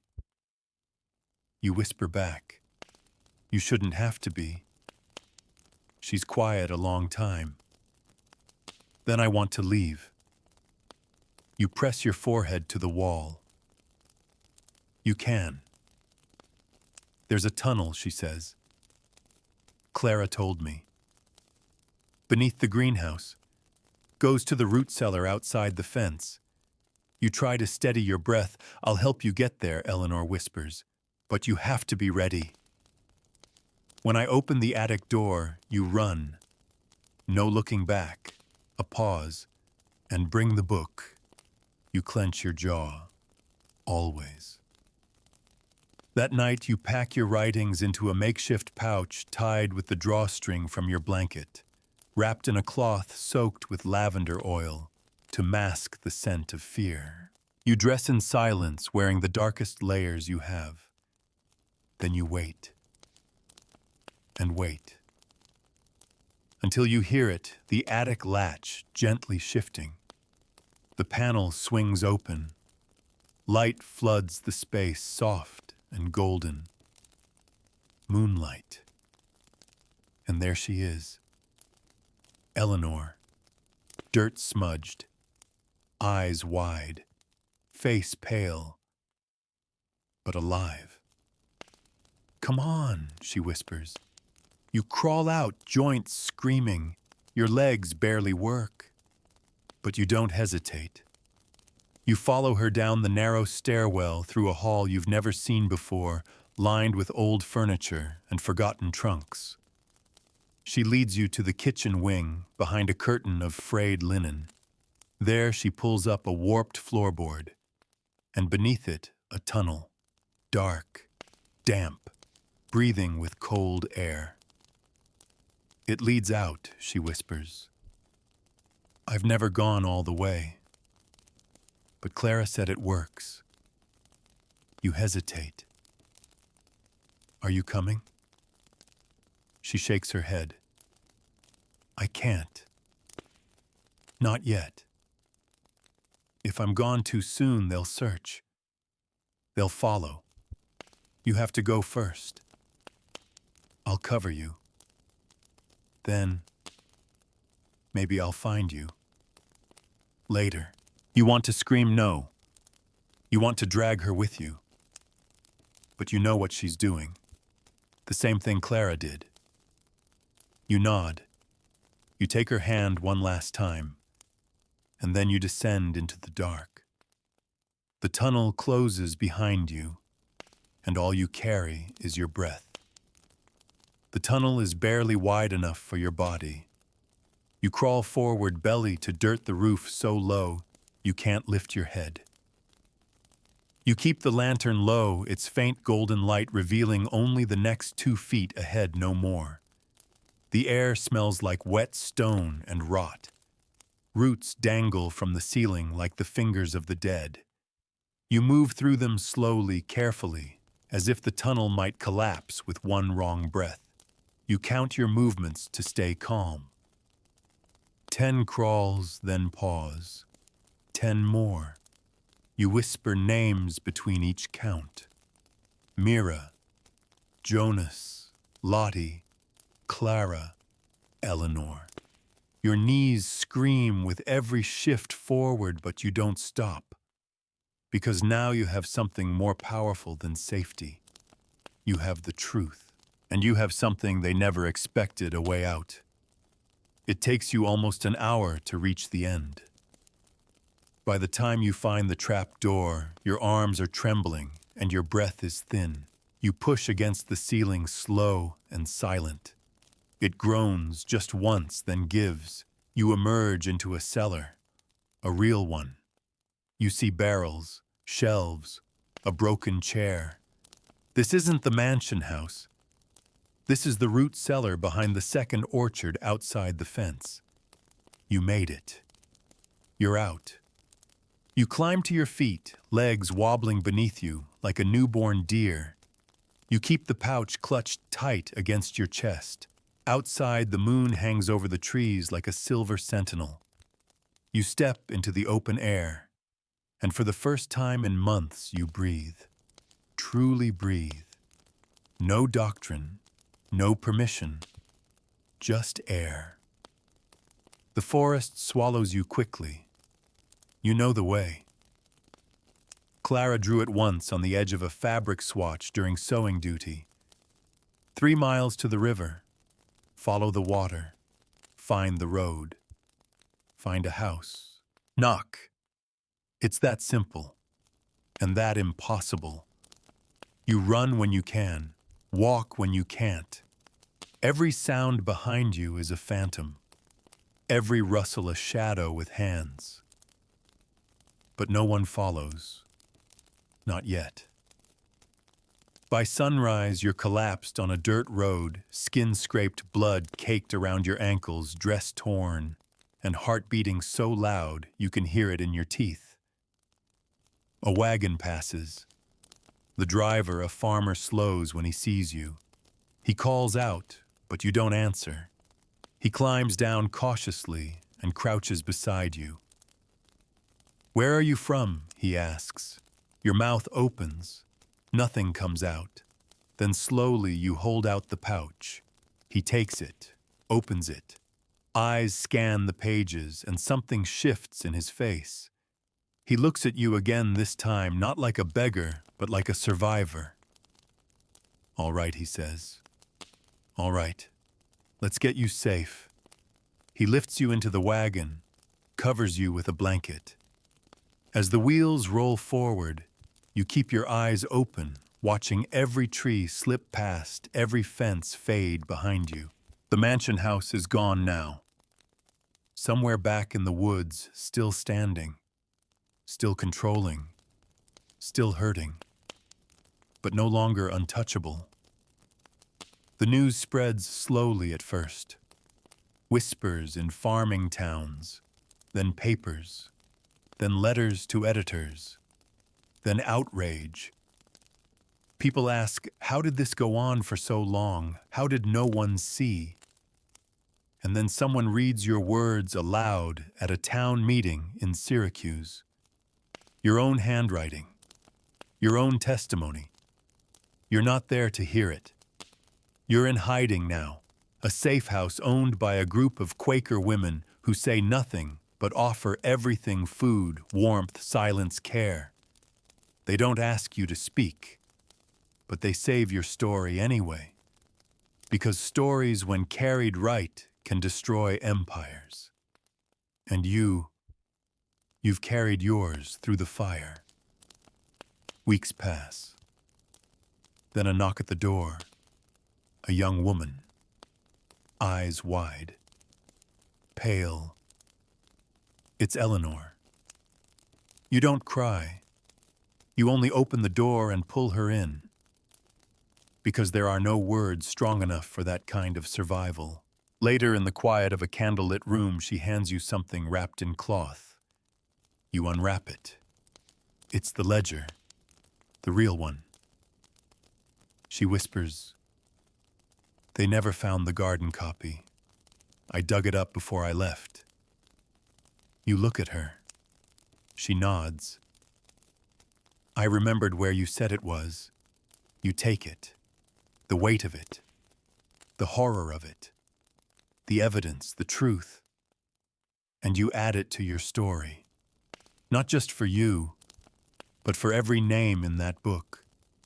Every girl called ready too young. Every boy told not to cry. Every woman erased by silence. Every child trained like livestock. Every soul that whispered no into the dark and was never heard. Until now. Until you. Until this. Let your eyes soften now. You've made it out of the mansion house. You crawled through the shadows, carried the weight of truth through the thick, breathless dark, and emerged into something the Oneida community never wanted you to find: light. Now imagine yourself lying back in a warm bed, not that cold, narrow cot they gave you, but your own bed in your own space where no one watches your every breath. Let the blankets curl around you like a shield. Let your body soften. You are no longer a number in a ledger. You are no longer a subject in someone else's divine experiment. You are no longer theirs. Breathe in slowly. Feel your ribs expand like they've finally been allowed to move. Feel the ache start to loosen, the fear start to drift. You are safe now. You made it through the ugliest corners of a so-called utopia and emerged with something no one could steal: your voice. Even in the quiet, your story is louder than their doctrine ever was. Even in the stillness, your truth echoes far beyond the walls they built to trap it. Let that settle into your chest as you close your eyes. Let the final embers of resistance burn low into a soft, steady glow. You are not alone. You are not forgotten. And you are finally free.